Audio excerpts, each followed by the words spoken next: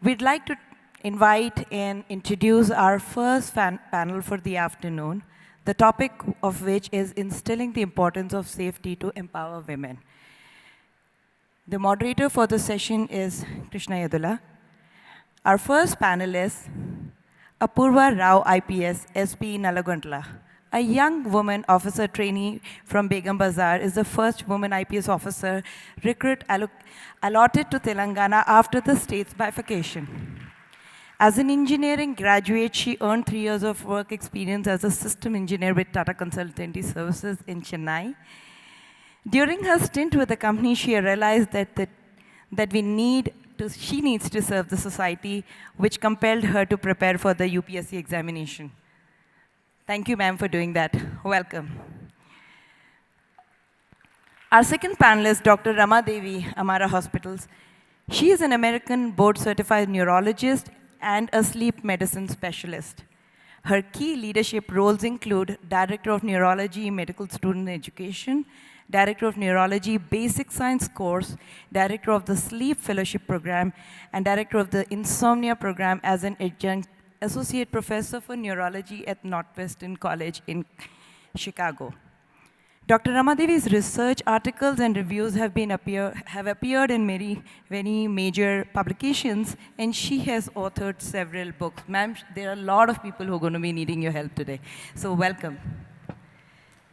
Our third panelist, Mr. Anil Rachamalla, founder and CEO of Now Foundation, is actually also a column writer, radio jockey, internet ethics, and digital well-being expert, and public policy enthusiast. He's authored 9 books on digital well-being, personally delivered over 300 plus talks, radio shows which are about 65 plus, 300 plus columns in newspaper, and submitted 10 research papers. Welcome, sir. That's quite a commendable journey. Over to you, Krishna. Thank you, Harini.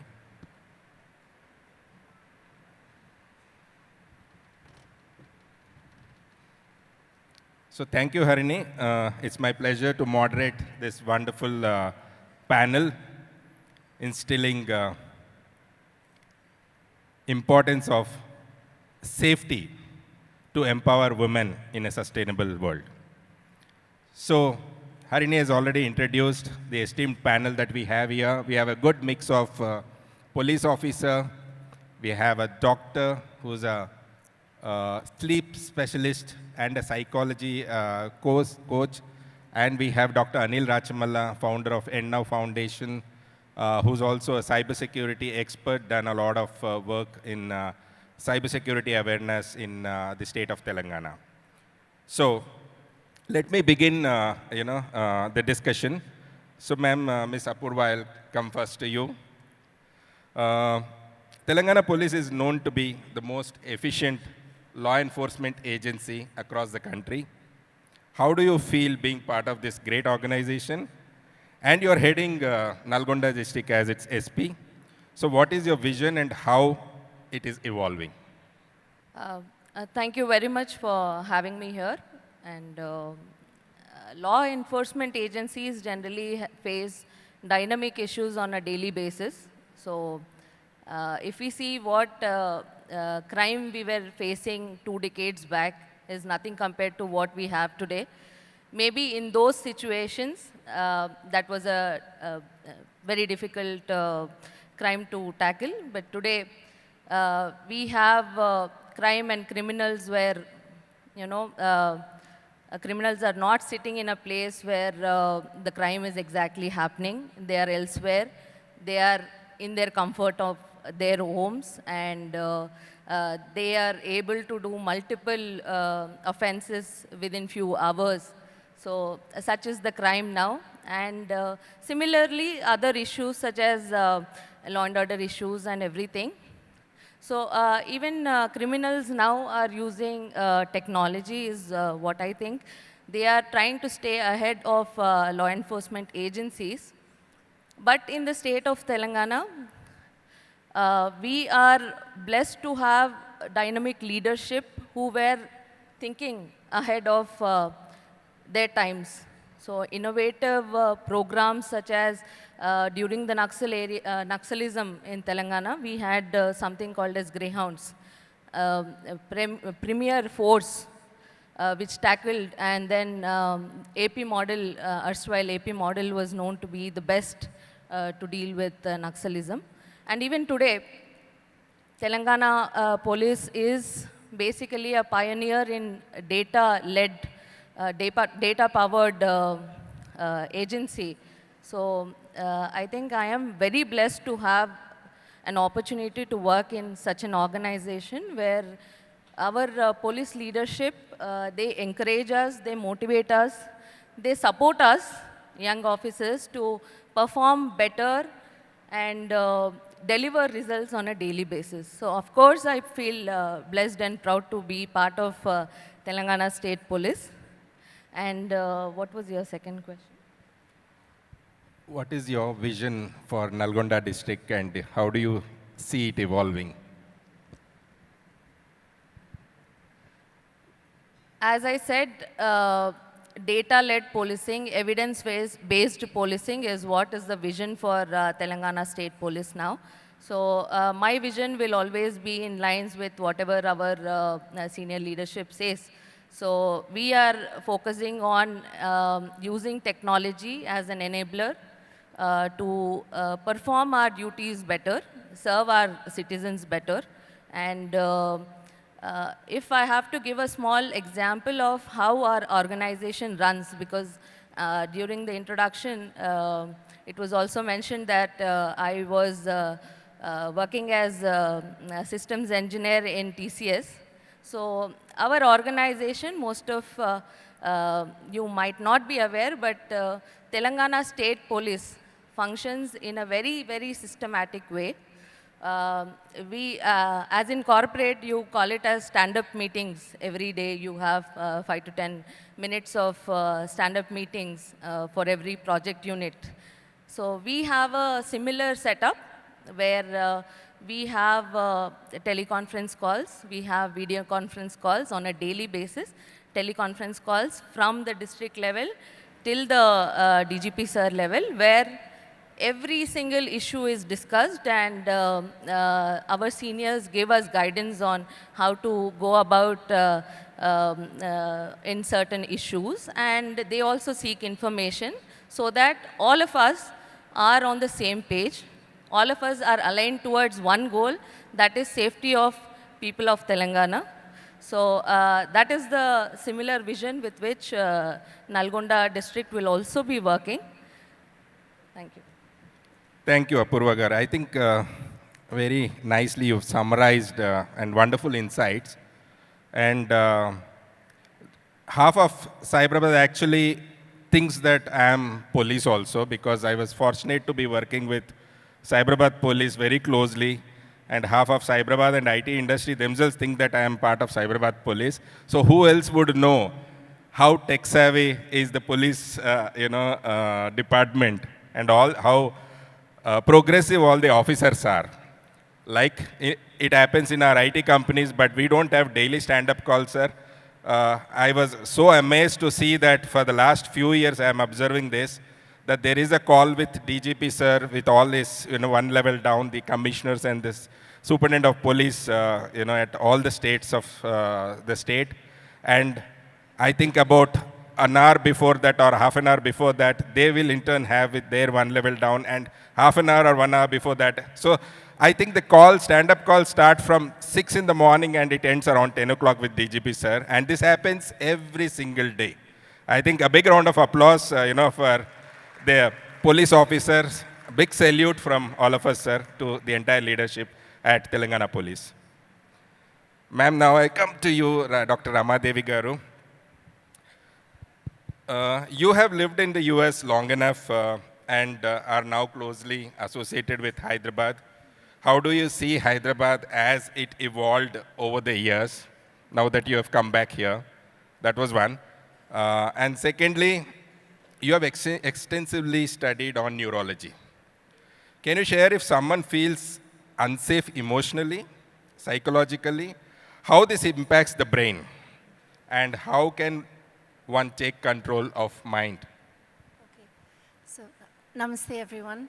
Regarding the first question, I've actually not been living in Hyderabad. I've been living in Tirupati, but my children are here, my brother is here, and other family members. So I've been coming back and forth, but I've not really worked in Hyderabad and traveled in Hyderabad.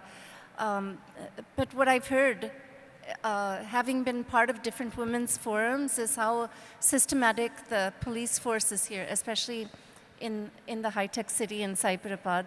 And you know, small things that even children are telling, like take a picture of the license plate and share the location.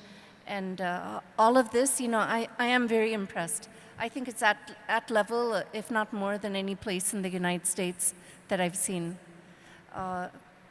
The second part of it regarding emotional safety. Yes. So a lot of people think about physical safety, but what about emotional safety? That's just as important. And it's not given a lot of importance. So feeling emotionally safe is when a person, a woman, not just any woman, but any person, can feel comfortable and safe in the environment they're in, whether it's a school, whether it's at a party, whether it's at work, or any other place. And it's very important, and I think all of us at some point have lacked that safety. Maybe even police, maybe your first day in the police force, you know, so all of us have experienced it, but what happens when it occurs chronically? You know, if a person is chronically bullied, whether at school or whether during their work, or if they're a victim of domestic violence at home, it's neurobiologically what happens. See, in general, stress is a good thing. When it occurs acutely, without at least a little bit of stress, none of us would succeed. If I didn't have that stress before medical exams, if I didn't have that little bit of stress before a running race, the fight and flight hormones that come up to give us that edge to win and to complete what we started is important. But what happens if this is chronically elevated, as in cases with chronic stress or being emotionally unsafe in a chronic basis? Then what happens is our systems become dampened. Just like with the diabetes, you produce so much insulin in response to the sugar in your body that the cells become resistant to insulin. Similarly, we start producing so much of noradrenaline and so much of cortisol that the effects of it on some organs go down and other organs go up. So for instance, blood pressure may be chronically elevated and can lead to hypertension. Other examples are like the hearing low frequency sounds to be able to sense intruders becomes very high, so you're chronically on alert. But then other parts of your brain, like the prefrontal cortex that's responsible for thinking, creativity, and the hippocampus, which is responsible for memory, all of these start to be affected and go down. So there are a lot of effects of chronic stress and lack of emotional safety. Thank you, Dr. Ramadevi Garu. Just a quick follow-up one. We witnessed that in IT industry especially, the work schedules are very erratic. In the sense, we have about 1 million workforce here. Definitely about 400,000 to 450,000 employees. They work in the night and, you know, they sleep in the day.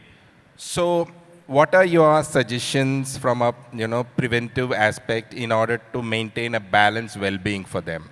Any quick tips? Sure. So there are many different shifts. One thing for the people that are scheduling the shifts, there are guidelines now on good shift scheduling practices where there should always be forward shift.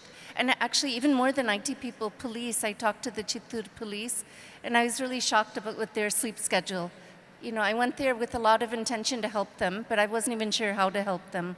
Because there's so many protocols in India, you know, so many VIPs, and so many rallies that so many shifts that they have to do. So unpredictable shifts is bad. They should always be predictable. There should always be proper time off between shifts.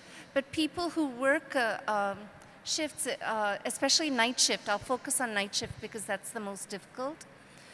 When you work a night shift, whether you're working from home or whether you're working from outside the home, at the end of the night shift, it's important to go to sleep as soon as possible because your melatonin levels are still low at that time. If you wait, if you get exposed to sunlight or other bright lights or even blue light from the computer towards the end of the shift, it's going to make falling asleep very difficult. And if you have to be on the computer, that's an extra challenge. So if you can at least dampen the light towards the end to reduce that. Then the next thing, when you try, if you're hungry, just eat a little bit, but try to go to sleep right away. And educating the family. See, even when I used to do calls as a doctor, when you go home, people think you're home to do your home things, but they don't realize now you're home and you need to take rest. So educating the family that you need to sleep, that you need a quiet environment, and that they shouldn't be waking you up to eat. If you're really hungry and need to eat, you will wake up and eat. And then when you wake up, don't feel that the entire sleep period has to be at once. Once you finish sleeping the 3, 4, 5 hours that you can sleep, it's okay to wake up and do things and take a nap before the next night shift. Thank you, Doctor. I'm sure that is very, very helpful for the audience out here. In fact, you brought up a very important point.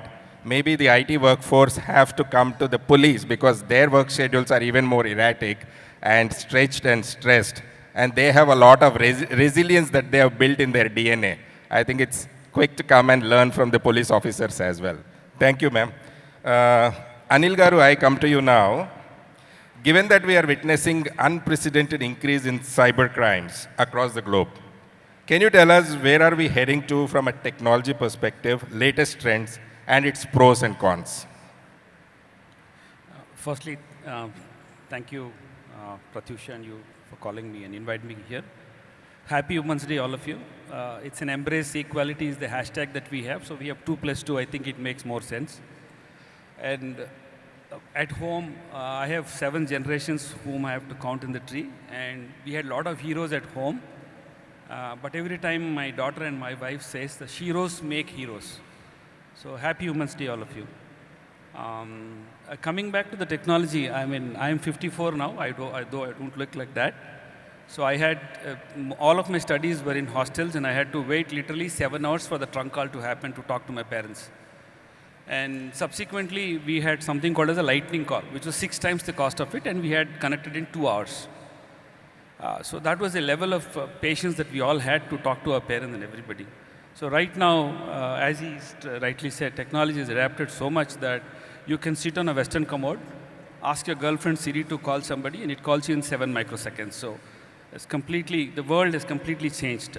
We went from cash economy to teller economy to electronic transactions to wallets to crypto.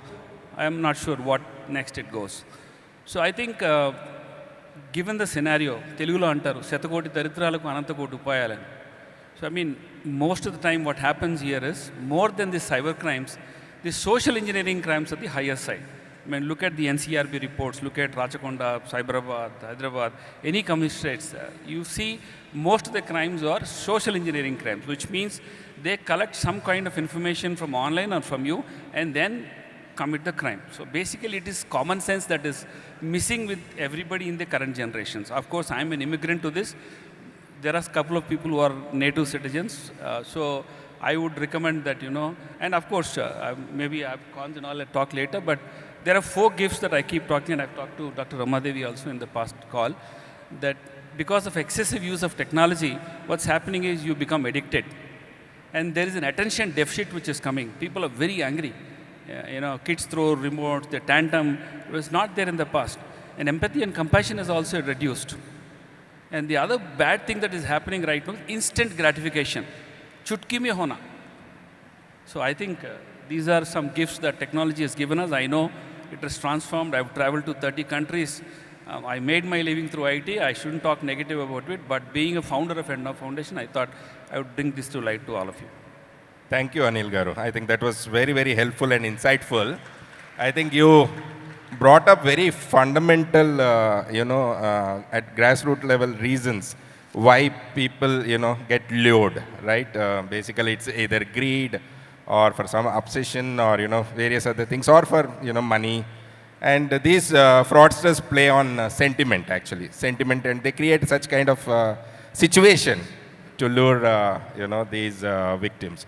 So that was good. Now that we spoke about technology, I come back to you, Ms. Apoorva. With Telangana police adopting technology and processes, I know there are some 17 verticals that have been established in all the police stations and also the zones. And that has become a key to success for Telangana police. Can you elaborate on few of its signature initiatives like Hawkeye, the Barosa Center, She Teams, which work towards women's safety? And what story does statistics tell us based on the last 2 to 3 years trends? So, before going into She Teams, Barosa and other initiatives that Telangana State Police has started successfully continuing, I would like to narrate one real-time incident that recently happened in another district I previously worked. So that will give an idea of how technology and process management will give right results. So one fine day, we received a 100-dial call from an old man in the district of Vanaparthi saying he had withdrawn certain amount from a bank for his daughter's wedding. So it was few lakhs, and some 2 young men came on a bike and snatched that bag away. So immediately after receiving a 100-dial call, our staff went to the scene of crime. They interacted with that victim, old person, as well as some of the eyewitnesses. So during the interaction, it was known that one of the eyewitness narrated that this person, there were 2 riders, one rider and a pillion rider on a bike, and after going a few meters, one of the person threw a water bottle, plastic water bottle in one of the bushes there. So immediately our search parties went on the scene. They recovered that water bottle, and our fingerprint experts went on to the scene and they recovered that fingerprint on the water bottle. We have a database where we upload fingerprints, so that person immediately uploaded the fingerprint, and another team was checking for CCTV footages. So while checking the CCTV footages, it was found that these 2 men were wearing masks, and also the bike was without a number plate. So that footage was of no use, and this police station is a highway police station. That means within a few minutes they can end up on the Bangalore highway, and they can go either way, and there is very little chance that we can catch such offenders. So anyway, we uploaded the fingerprint onto the system. 2-3 days later, we got an alert saying one police constable in Cyberabad police limits, they have found this person as a suspect. So we have another fingerprint identifying device that we randomly check on people who the police constable who is working on the field identifies them to be in suspicious circumstances, and he took a fingerprint. And thankfully, that print matched with our accused, and we could immediately get him and recover the entire money. So through this example, what I'm trying to say is, this is a very good example of how technology, usage, and process management and the training of people on ground, both in Vanaparthi district, where that person who went for inquiry had the presence of mind to inquire with the eyewitnesses. Also the constable in the other side, he found these people to be in suspicious circumstances and took the fingerprint. So that is how Telangana police has been very, very efficient in handling crime. And organized criminals are definitely, I'm sure they are very careful while they commit crime in Telangana state, because of the that they fear that they will be caught one day because of the technology and processes that we use. And the second thing, coming to She Teams is what you said. So So we have opened a lot of forums where women and children can easily come to police and report crime. One such initiative is She Teams. None of you will require introduction to She Teams. I'm sure every one of you know what She Teams does.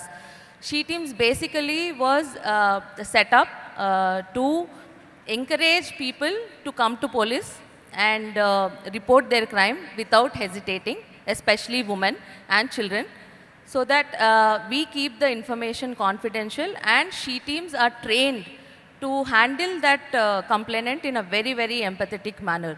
So that is the success story of She Teams, and She Teams has been a role model for all the other law enforcement agencies in our country. Most of them came here, they copied the She Team idea, maybe made some improvements, and more or less the similar pattern is running across the country.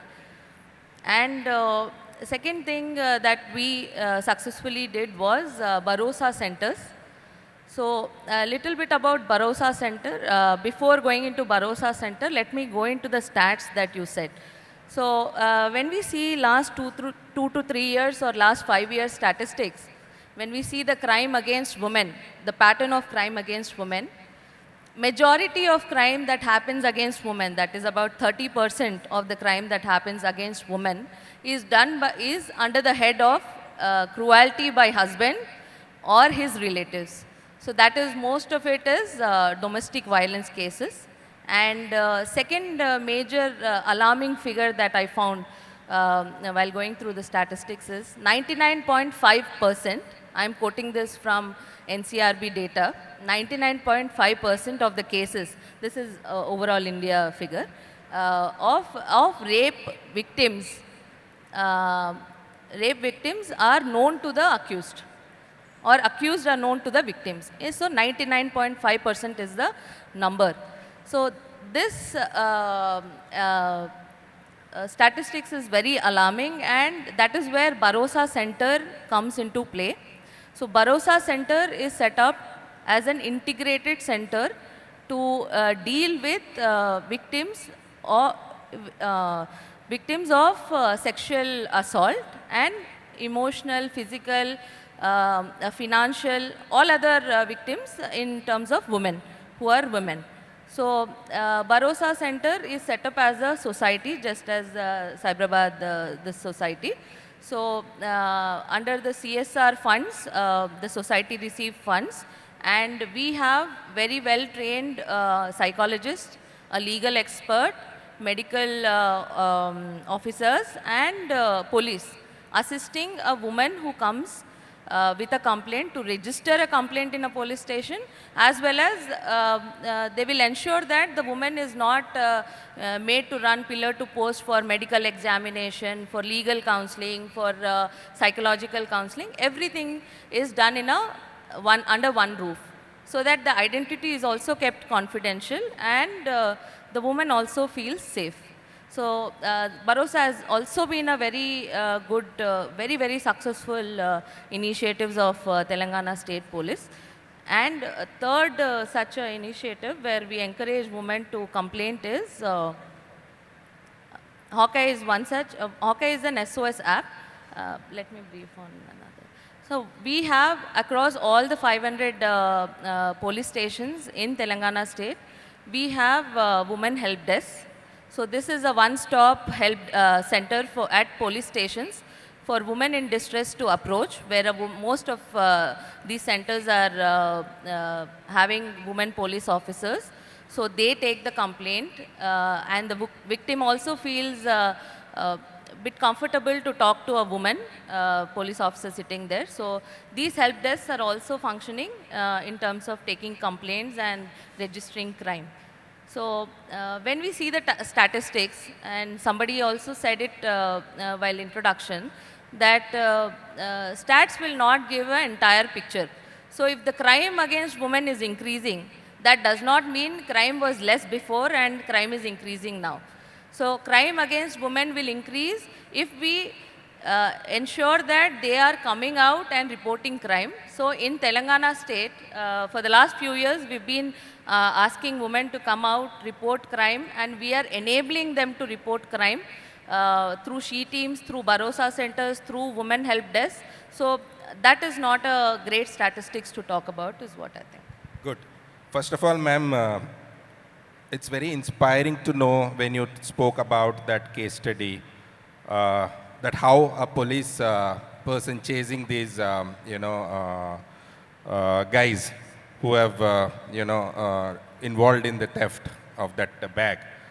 That presence of mind that they had. So while there is technology, while there is processes in place, unless the, police officers are trained and, constantly upgraded their skills, and also has this, presence of mind, it won't be easy, to tackle many of the things. I think that was a great learning and very inspiring to know. And you spoke about, various statistics, and I'm sure this will be very helpful. And today, as part of this conclave, we have Bharosa and she teams, Bharosa actually is doing live counseling sessions outside this hall. So thanks for all those inputs, ma'am. On the same note, let me come back to you, Dr. Ramadevi Garu. Women are known to be more tolerant, absorbing a lot. So what are your tips to help women to feel emotionally safe, and what should they be doing more often? Okay. So tolerant, more than tolerant, I think women, especially Indian women, are very strong. First time I noticed and was impressed by that is when I came to canvass for my brother in Guntur. I saw a lot of women of poor backgrounds when I worked at University of Illinois, because a lot of children of the women would come. And with poverty, the women I saw at the University of Illinois, they also developed very bad habits, like using alcohol, drugs, abusing their children, selling their children, even for drugs. So it was very sad. What I saw within poverty and urban slums in Guntur is how strong the women were in protecting their family and protecting their children. So Indian women are very strong, and I'm very proud to say that. But at the same time, I think there's a lot of roles that Indian women have, whether here in India or United States or any other country. So for instance, even if they finish their duty of 10 hours or 12 hours, a lot of times they're expected to go home and make up the 10 hours they were absent. Provided there's a lot of different circumstances for women in India. I've seen homes where women do very little, but also I've seen homes in all backgrounds where they do as much outside as most men, but still come home and do a lot. So I think number one, what I suggest of every woman, they have to decide for themselves what's important for them. Like for instance, my father didn't want me to be a doctor. He tried to encourage me to be something that would have an easier life. But I'm very fortunate he did let me argue with him and convince him, and he still supported me. He paid for my education, and he was proud of me when I finished medical college. So I think every woman has to decide what's important for them. And even in academics, a lot of people, sometimes people may feel make you feel bad that you're not being as aggressive in work, where that may not be your priority at that time, especially when your children are young. Or when your children are grown up, if you're from a well-off family, they might make you feel bad for working so many hours at home. So number one advice is decide what's important for you, and you have to set some boundaries and barriers based on that. So, try to set up a good system at home to take care of your responsibilities, but you have to be able to communicate at home that you need time to rest and you need time to prepare for journal club the next day. Because if you do everything from when you were gone, and then if you have to go back with unfinished work the next day, you're going to be perceived as poor. At the same time, if you're in an environment where you feel you're being bullied and not safe, at that point, it's important to talk to people that project as safe. Don't keep it to yourself. Talk to your colleagues. If there's people within the organization that are there that you can go to, talk to them and come up with a strategy of how to avoid this. Most of the time what I felt is once you're comfortable with yourself, it's much easier to set these barriers and communicate them. Thank you. Thank you, Doctor. I think I fully agree with you. And what Ms. Apoorva also spoke about. While women, tolerate a lot of these things and, keep suffering themselves, it's important that, they should utilize the mechanisms and platforms like SCSC to come and report and be done with that, suffering. I think fully agree with you. Quickly, coming to Anil Garu. Can you throw some light on one, cybercrime case study for the benefit of audience very quickly? Okay, I think I have 1 minute, 57 seconds. So there are 3 types of people right now: fully literate, semi-literate, and not literate. So the illiterate guys basically do the ransomware attacks and all that. If you look at the semi-literate people, it is so easy. As I told you that most of the crimes are social engineering crimes. It is so easy that I can send an email to Krishna Ji, spoofing email, mkai.cz is a website. There are plentiful of websites. I can probably imitate him and send his accountant asking him to transfer 100,000 rupees to Anil Rachamalla. So what the accountant immediately does is try to counsel Mr. Krishna.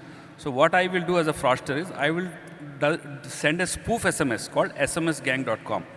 So I'll tell him, I am on the stage, please transfer 100,000 rupees to Anil. It's so easy to do it. These are all free websites. Forget about the paid ones. So this is the semi-literate. I'm talking about the illiterate people. It is so easy that if anybody doesn't know how to make a crime, I would suggest everybody to watch Jamtara serial in Netflix. I think you will know. A small example, like for example, let's say I have advertised on the OLX platform, like trying to send a bike. So the fraudster, what he would do is he communicate with me, collect the photographs of the vehicle. He will instigate, he will entice me and make me submit all the documents like pollution certificate, RC book, everything, insurance, everything.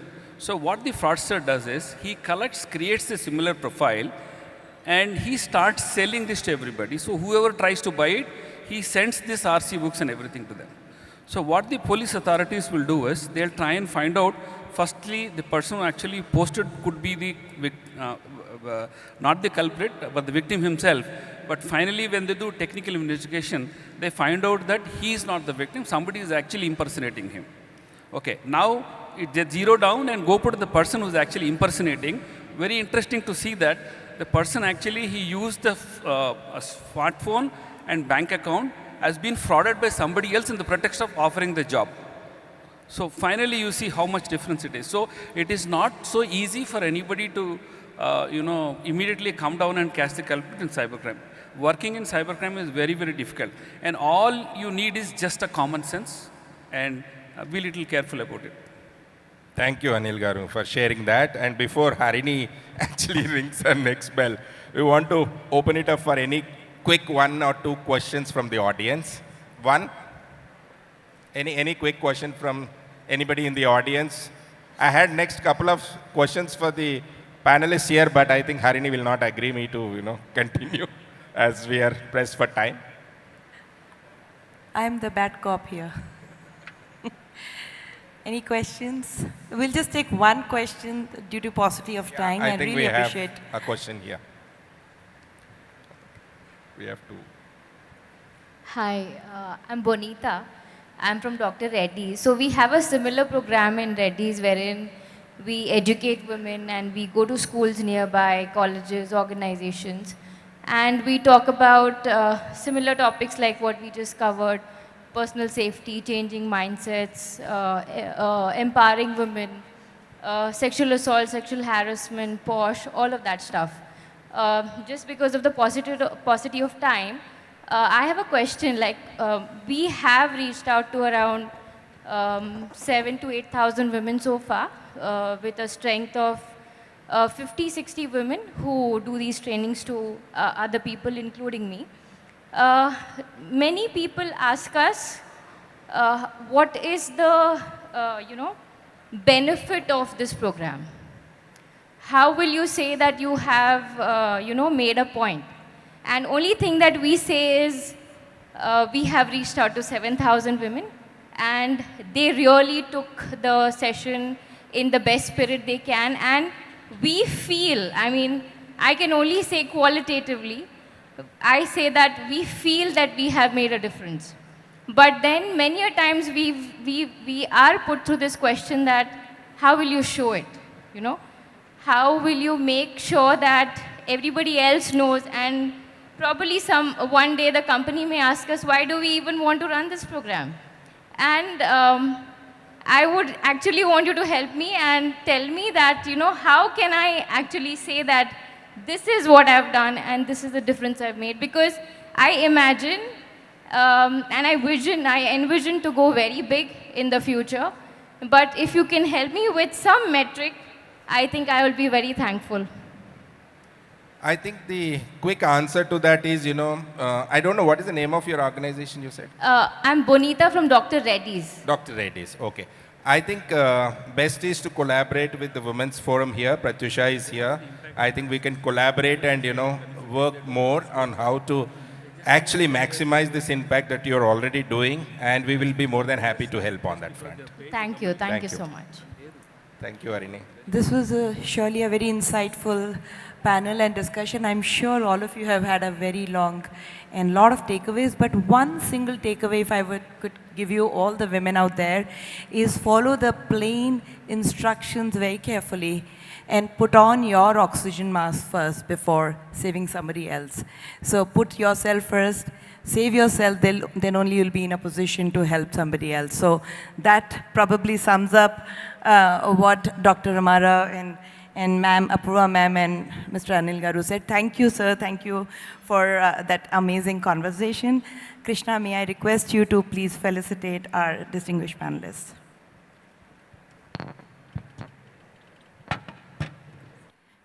They gave you some amazing points. I'm sure we can do with some round of applause for them. Thank you.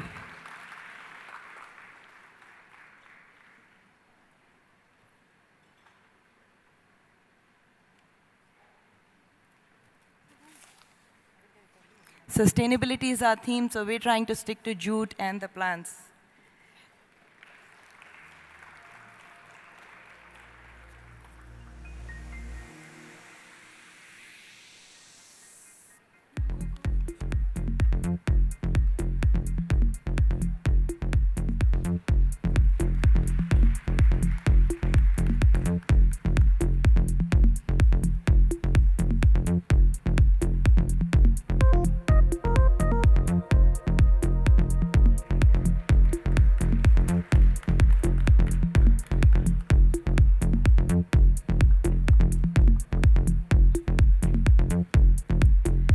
Due to paucity of time, I'll probably go ahead and introduce our next speaker for the day.